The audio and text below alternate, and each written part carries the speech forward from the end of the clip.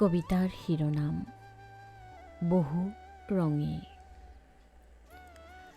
পাতৰ বৰণটো ডাঠ সেউজীয়া, মোহাৰিলে হাতৰ মোহনাত ৰূপ লয় ৰঙা কমলা।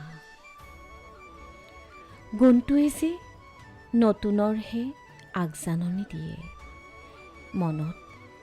মনত উলাহৰ বতৰা কঢ়িয়াই লৈ ফুৰে। বিহুৰ মাদকতাত কি অপূৰ্ব উল্লাস আনি দিয়ে।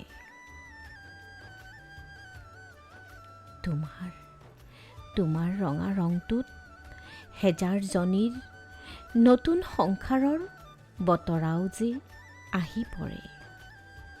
এক নতুন জীৱন নৱ বিবাহিত কইনাৰ হাতৰ সৌন্দৰ্য আৰু দুগুণ বঢ়াই দিয়ে।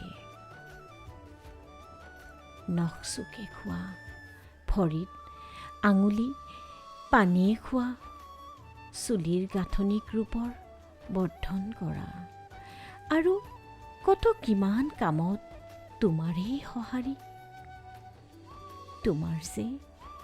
তোমাৰ যে নামটোতে এক ৰঙালী ৰাংঢালী গাভৰুৰ প্ৰতিচ্ছবি উপঙি উঠে। জেতুকা যাৰ অৰ্থই হ'ল ৰং বৰণ।